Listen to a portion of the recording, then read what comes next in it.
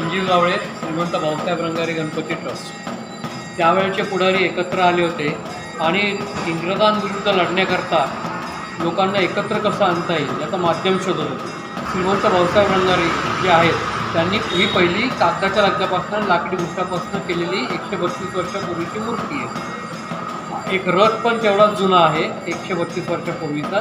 ते पहिल्या दिवशी आणि शेवटच्या दिवशी गणपतीच्या उत्सवात आपण मिरवणुकीत त्याचा वापर करतो. 1892ला पहिला गणपती बसला. 1893ला पहिल्या बैठकीला जे पुढारी एकत्र आले होते ते त्यांच्या भागात जाऊन त्यांनी गणपती बसवायला सुरुवात केली.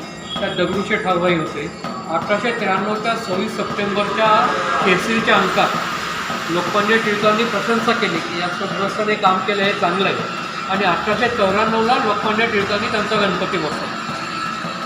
भाऊसाहेब रंगारी गणपती ट्रस्टचं वैशिष्ट्य म्हणजे आपण 1892पासून आजपर्यंत आपण वर्गणी मागायला गेलो नाही, आपण स्पीकर लावत नाही आणि आपण गुलाल उडवत नाही. हा मानाचा गणपती म्हणून शेवटून तिसरा मिरवणुकीत असतो.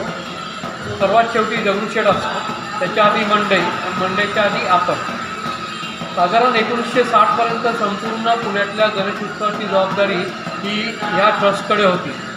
पण तोपर्यंत बरेचशी संख्या वाढली होती गणपती मंडळांची आणि पुणे कॉर्पोरेशन पण अस्तित्वात आलं होतं. तर तेव्हा 1960पासून ही गणेश उत्सवाची जबाबदारी आपण पोलीस डिपार्टमेंटकडे आणि पुणे म्युन्सिपल कॉर्पोरेशनकडे सोपवली.